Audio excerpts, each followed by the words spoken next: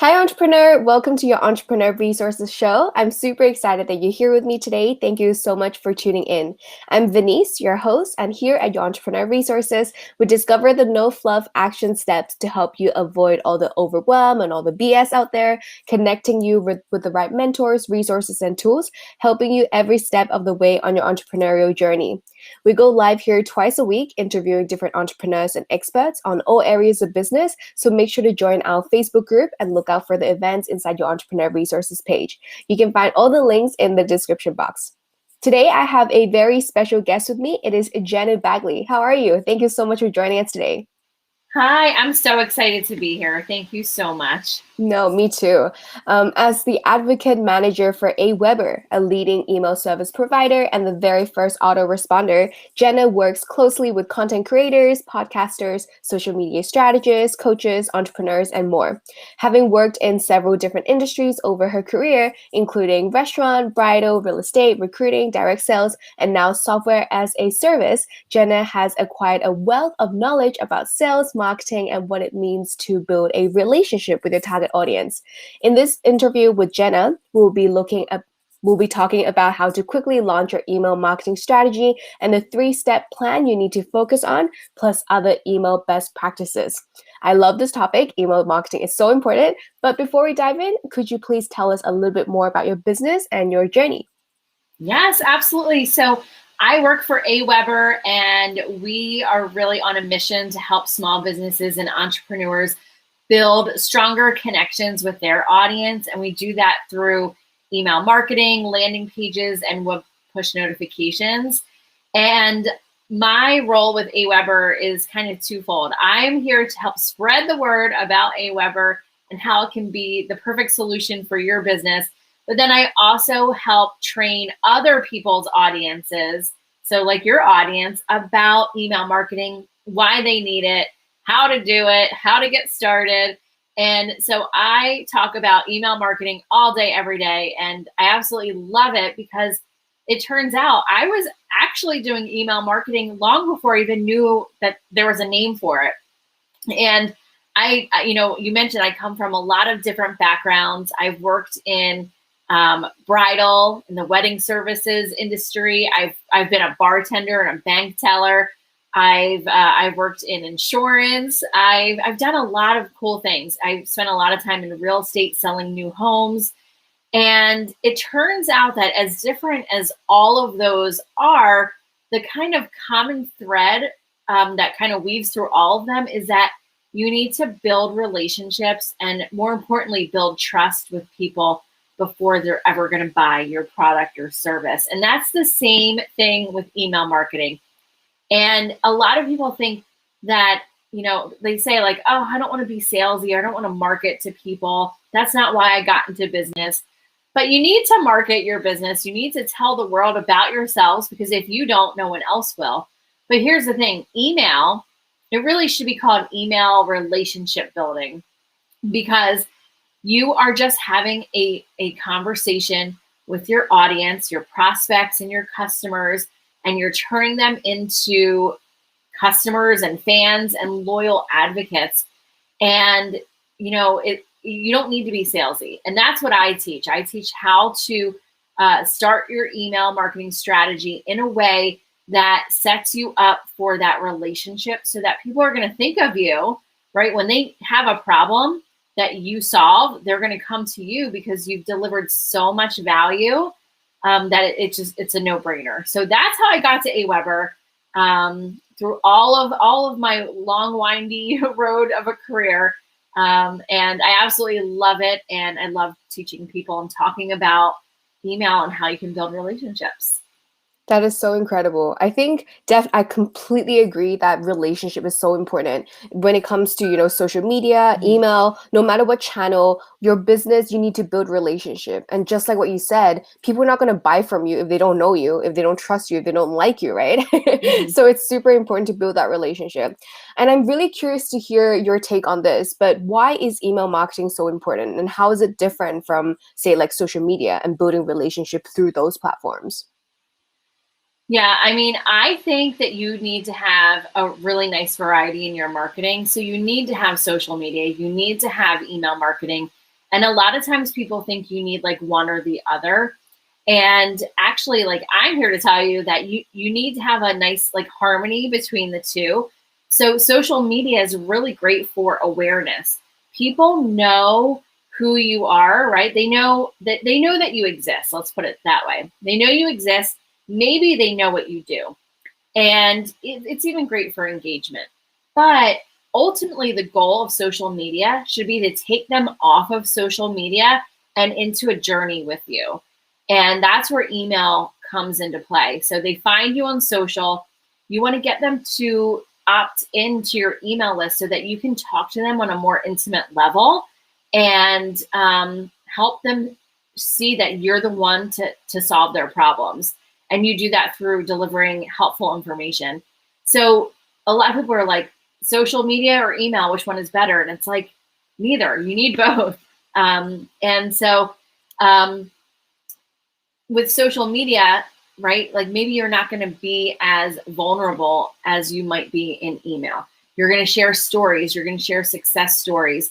And so that's just another way to have it more of like a one-on-one conversation. Whereas social media, you're posting it publicly, anyone can see it, but email is so powerful because they've opted in to see it. So if I'm signing up for someone's list, I've opted in. I've said yes, like I want your information. And that's why it's so much more impactful, because they've given you permission. They know, like, hey, I'm going to get an email from them. I don't always opt into, very rarely do I opt into the lists or the ads that I see on social media.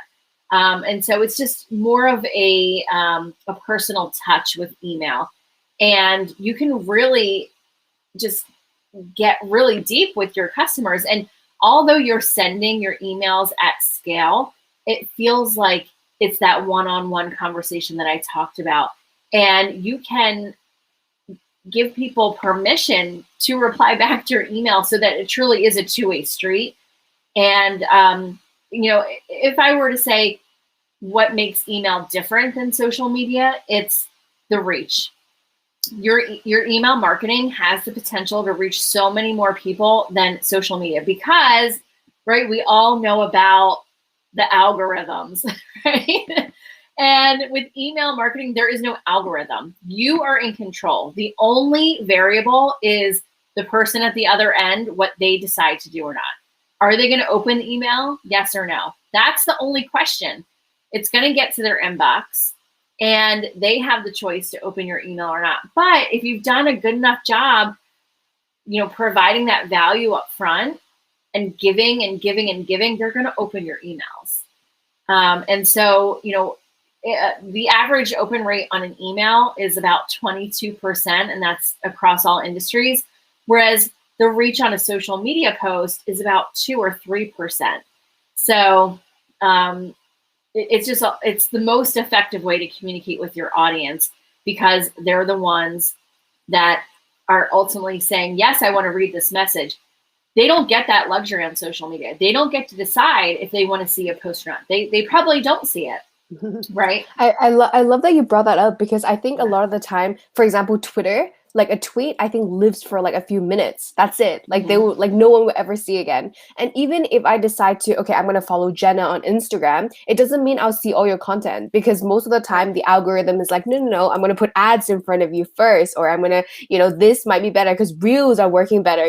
The algorithm, it might not work in your favor, but for emails, it's just there. It comes into your email, your box, your mailbox, your mailbox, mailbox, and it's just there. And you can, go ahead and open it, take your time, read the whole thing, and you get all the information right there, right?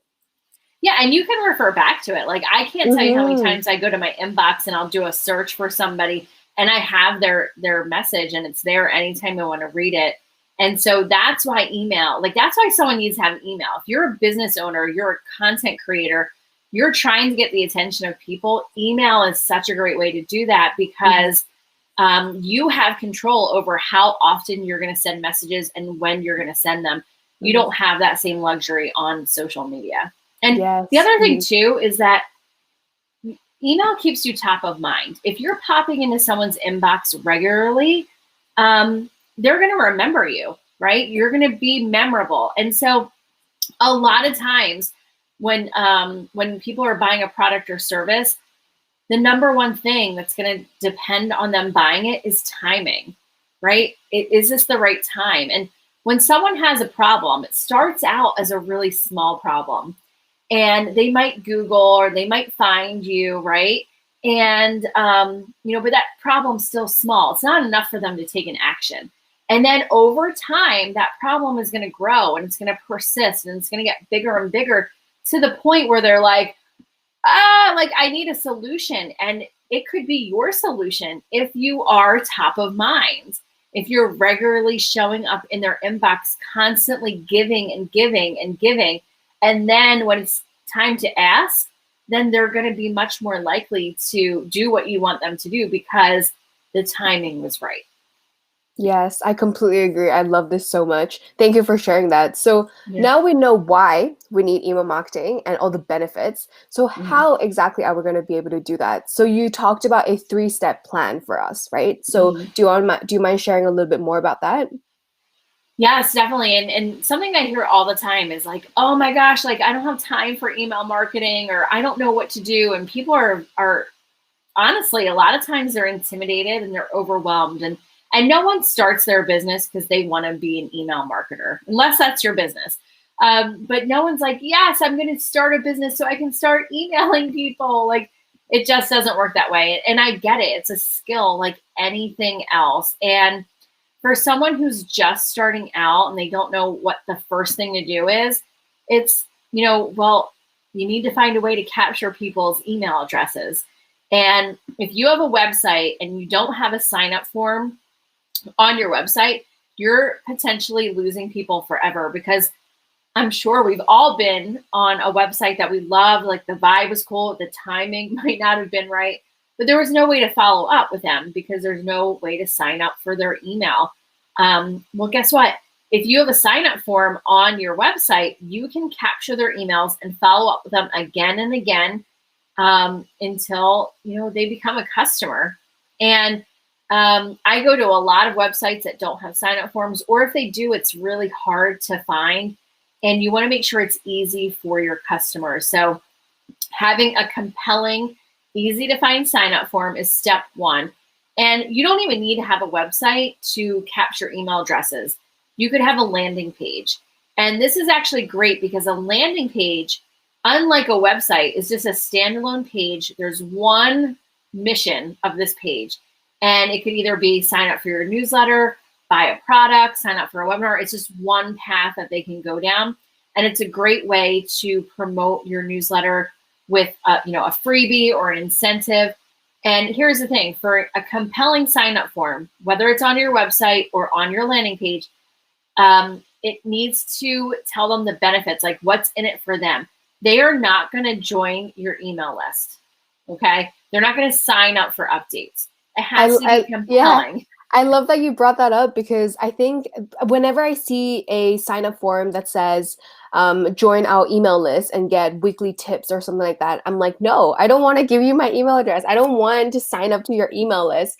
But whenever someone, is giving you something that's so valuable and I'm like, but how is this for free? And that's when I'm like, yes. And you leave such a good first impression already, right? Because when you give them that free thing, they're already like thankful. They're already like, oh, I owe you one because you're giving me this amazing gift, right? And, when we talk about lead magnets, that incentive for people to give their email address in exchange for something, it has to be valuable, but that doesn't always mean like free. It doesn't mean a free product. It doesn't mean like a discount. It doesn't have to be a coupon code.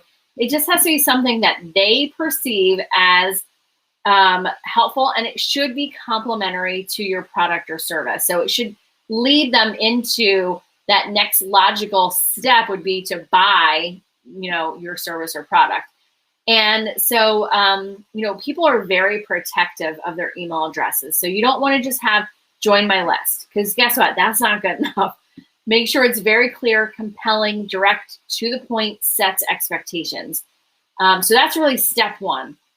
So now you've captured email addresses, and you want to make sure that right away, as soon as someone joins your list, they're getting an automated email welcoming them to your community, because that's what you're building. You're building a community through email. Mm-hmm. And you want to make sure it's one-on-one. So even though everyone that subscribes to your list is going to get this, you want to make it very personal. Is this step 2, by the way? This is step 2. Okay, yes. Gotcha. Thank you. So step 2 is to send an automated welcome email. And this email is super important because here's why. Someone is going to be, whoever joins your list, they're going to be the most excited that they ever will be when they first join your list. And it's because they've raised their hand. They say, yes, like I want you to email me. And then if you don't email them right away, right, that instant gratification, they might lose interest. So you want to make sure that you have a platform that can automatically send emails. We call them automations or sequences, or at Aweber, we call them campaigns.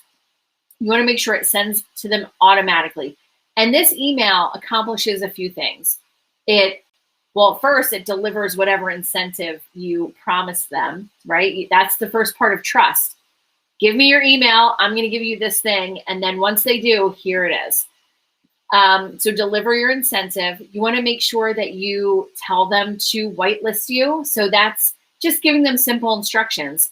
Here's how to add me to your contacts. Here's how to drag me out of promotions into primary. Just, making sure that your emails get to them every time. And then it sets expectations. You should be telling them, here's your free thing. Thanks so much. Here's how often you're going to get an email from me. Here's the kind of content you're going to receive. And then build excitement, introduce yourself. This is your opportunity from them going from just signing up for your free thing and then unsubscribing to actually being excited to get the next email. So it's imperative. Yeah, I have a quick question about this welcome email.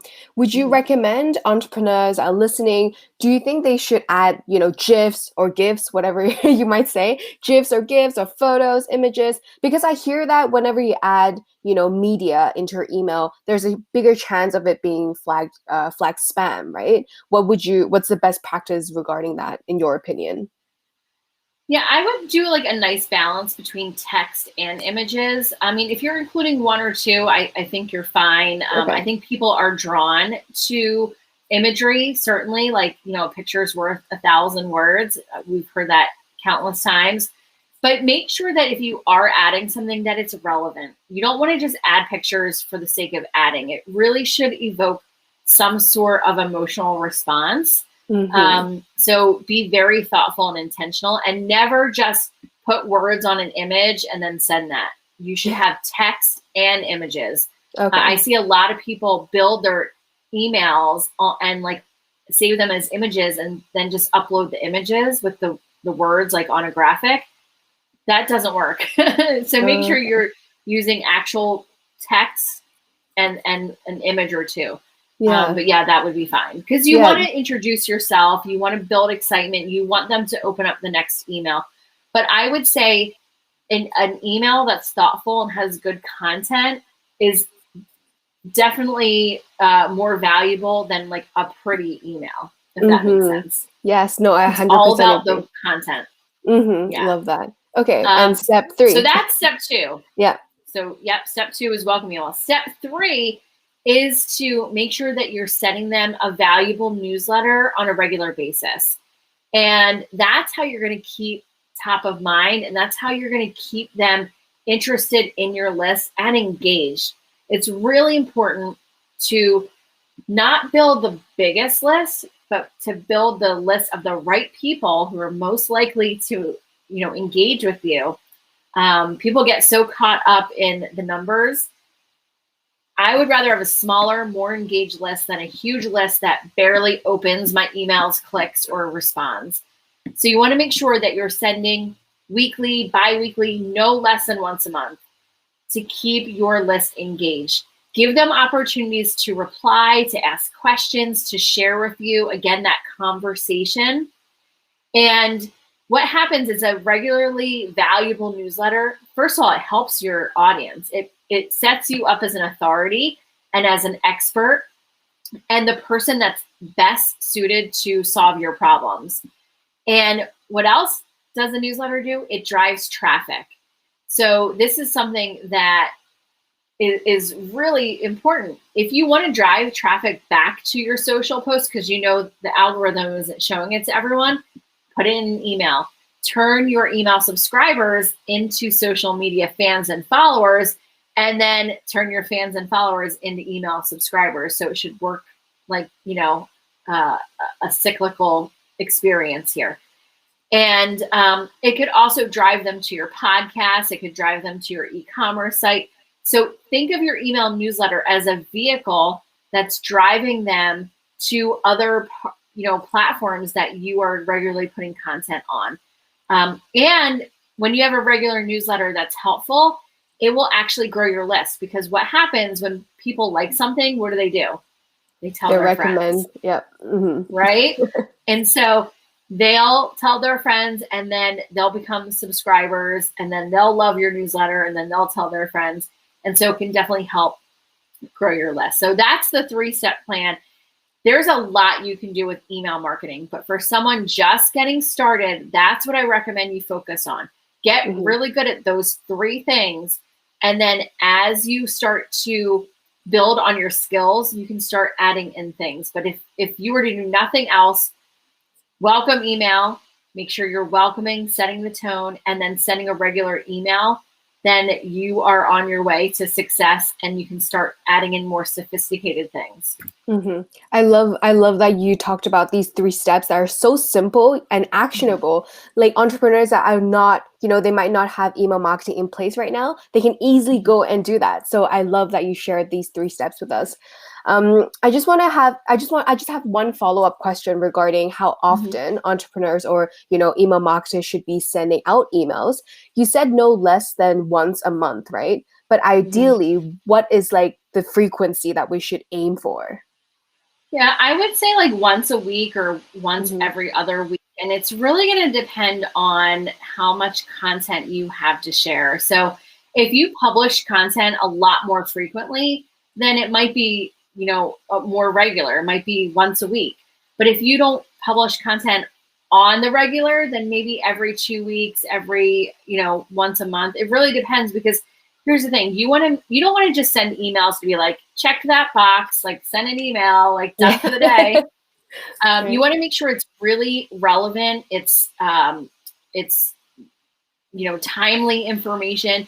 You don't want to be sending redundant information like every single week. So you really should have new things to share with your audience. So let your content dictate your cadence, but whatever you decide, make sure that you're letting your subscribers in on what to expect. So if someone says to me, I'm going to send an email every 2 weeks, and then they start emailing me every single day, like I'm going to be mad, because I'm going to say like, whoa, this is way too much commitment. I didn't sign up for this. Like I signed up for once every other week. So I might unsubscribe from that, because you told me one thing, now you're doing another. But it's the same thing. Like if you say, I'm going to email you once a week, and then you're only emailing me once a month, what am I going to think? I'm going to think, wow, like this person's like, not that reliable. Like they told me one thing, they're not even living up to that. So if I were to hire them, is that what I should expect? So just make sure that you're setting the right expectations from the jump. You're sticking to it. And if you don't have a ton of content that you create yourself, you can still have a really great, valuable, regular newsletter that helps your audience by curating. So you can repurpose your own content. Like maybe you have blog posts that were, performed really well, or you have podcast episodes that are relevant again, or you just want to drive them to your social media. You can repurpose your own content, but you can also find content that was produced by other people and drive them to that. So maybe there's a really great article that you loved. You can share that and maybe have like a little bit of commentary at the beginning and the end, drive them to that link. You always want to, give credit and drive them to the original source, never like pass it off as your own. But you can still help your audience stay top of mind by curating information from around the web. And it could be as simple as like including quotes or questions, frequently asked questions. Use your audience as your content kind of pool. Ask them, what do you want to hear? What are you struggling with? Or if you get the same question over and over and over again, that's a great topic for an email. So you can still create regular scheduled newsletters, even if you don't create content or write 1,000-word blog posts like on the regular. So no worries. I love that. Yeah, definitely. I think it's so important, again, to come back to that trust factor, right? If you promise something, then you should be, you have to build that trust. You have to, like encourage them to like still be in your circle and top of mind, right? Like what you said. So I love that. What I know you mentioned a little bit about like email autoresponder, and obviously you work for Aweber. What should entrepreneurs look for when they're choosing a service provider or like an email autoresponder? Well, I would definitely look at your goals and see what you want to accomplish. Do you want to build an audience? Do you want to sell products? What really is your goal with your email service provider? And what are the things that are most important to you? And if you're a beginner, maybe what's most important to you is having 24/7 customer solutions. And, we have that at Aweber, by the way, but maybe that's important to you. If it's having a free plan because you're not bringing in any revenue yet, maybe, that's what you should be looking for. If you're looking for industry-leading deliverability and getting your emails to the inbox instead of spam, make sure that you are partnering with a company that doesn't outsource their deliverability. And there's a lot of options out there. Aweber is one of those options. I personally think it's the best option. Again, I'm biased, but we have all those things. We have customer solutions. We have the industry-leading deliverability. We have free migration. And so just make sure that you do your research, you figure out what's important to you, what resources are you going to need to be successful, getting launched, and go with that. And there's a lot of information. I know we have a great free guide on how to grow your business through email marketing, whether you're an Aweber customer or not. You're going to get this free guide as my gift to you today. Tell us a little bit more about it. Yeah, and I know you have the link that you're going to share, but this guide is great because we're going to give you all the tools to really become an email marketing pro in no time. And it's going to talk about creating sign-up forms and landing pages, how to write and design emails that are, not only great content, but look beautiful too, and that are on brand. We're going to give you some creative ways to build your email list, where to share it, all of those things so you can connect with more people. And we're also going to give you some deliverability tips as well. And it's all in our free guide, Grow Your Business with Email Marketing, and it's all free for you. Amazing. I have put it in the description box. So for entrepreneurs that's listening right now, make sure to go grab it in the description box down below. I feel like I can continue talking with you forever, but I feel like we do have to wrap up. Maybe we need to have you come back on the podcast and share more about, lead magnets and all these different tips that you have for us. Before I let you go though, do you mind sharing where people can connect with you? Yes, I love connecting with people. So please do not hesitate to reach out. I'm on Clubhouse under Jena Bagley. I'm on Instagram at Jena_Bagley. You can find me on LinkedIn, and those three are really the best places to find me on social. But you can also email me at jenab@aweber.com, and just let me know that you found me here and that Vinny sent you, and I'd love to connect. Awesome. Thank you so much again for being on the show. I think you've given us so many actionable tips and strategies. I'm sure many of us are walking away, probably taking notes right now. So for entrepreneurs that's listening, in case you want to get the summary of the interview, make sure to check out our show notes, which I'll put in the description box down below. We have our live interviews with experts here twice a week, so make sure to stay tuned and join our community on Facebook. Thank you so much for being here. Thank you for sharing all the tips, and thank you everyone for tuning in. I'll chat with you very soon and have